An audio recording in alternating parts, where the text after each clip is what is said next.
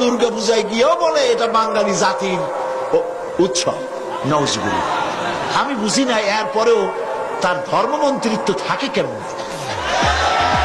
এইটা মৌলানা নামের কলঙ্ক। চাকরি রক্ষার জন্য থামেন থামেন, চাকরি রাখার জন্য মানুষ এইভাবে নিজের ইমান নষ্ট করে। আরে বাবা, দুর্গা পূজা হিন্দুর উৎসব। আমি 1,00,000 বার 1 কোটি বার বলবো, দুর্গা পূজার সাথে এই দেশের মুসলমানদের কোনো সম্পর্ক নাই। এটা মুসলমানদের অনুষ্ঠান নয়। তথাকথিত ওই মন্ত্রীর মৌলানা নাম, মৌলানা শব্দ দুর্ভাগ্যজনক ভাবে তার নামে লেগে গেছে। আর হইতে পারে এই মুসলমানদের জন্য নিশ্চয়ই নয়। এটা হিন্দু ভাইয়েরা তাদের ধর্ম পালন করুন, আমাদের আপত্তি নেই। আমরা ঈদ করি, তারা পূজা করবে, কিন্তু ওইটা আমার উৎসব। এই কথা কেন বলবো আমি? হিন্দুরা কি কোনোদিন বলে যে ঈদ আমাদের উৎসব? তো তুমি তোমার চাকরি রক্ষার জন্য এত পাও চাটো কেন? একটু লজ্জা টজ্জা থাকা উচিত, ঠিক কিনা? শরম থাকা উচিত, পার্সোনালিটি থাকা উচিত। এই সব মঞ্চে গিয়ে গৌতম বুদ্ধের প্রশংসা, তার আদর্শই ভালো, ওর আদর্শ ভালো, মোহাম্মদ সাল্লাল্লাহু আলাইহি ওয়াসাল্লাম আদর্শ ভালো, তাহলে পার্থক্য রইল কি? গোলালু মার্কা নেতা, গোলালু বর্তায় চলে, চিংড়ি মাছে চলে, গোশতে চলে, মাছে চলে। গোলালু কোন জায়গায় বলে না যে এটা দিয়ে আমারে হবে না।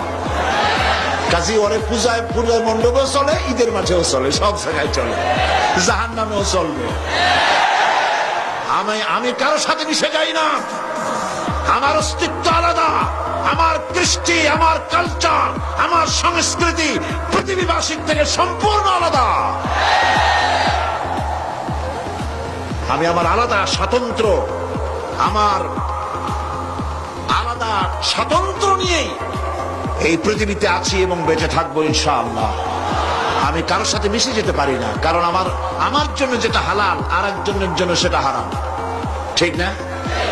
তার জন্য যেটা হালাল সেটা আমার জন্য একেবারে জনমের মতো হারাম।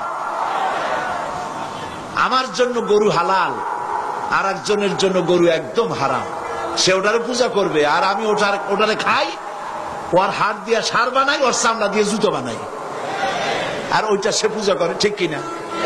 তা আমার জন্য যেটা হালাল আর একজনের জন্য সেটা হারাম, কাজে ওর সাথে আমি মিশবো কি করে? আমার তো মিল হতে পারে না, সাংস্কৃতিক দিক থেকে তো কোনো মিল হবে না, কারণ আমি তো মুসলমান। আর যারা মেলে মুসলমান নাম দিয়া, মুসলমান নিশ্চয়ই নয়, মুনাফিক। এগুলা কি? নিঃসন্দেহে মুনাফিক, কাফেরের চাইতেও নিকৃষ্ট। আমি মুসলমান, আমার পরিচয় আমি মুসলমান।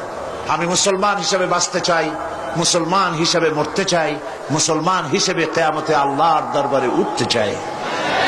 এই কথাই আল্লাহ আমাকে শিখিয়ে দিয়েছে।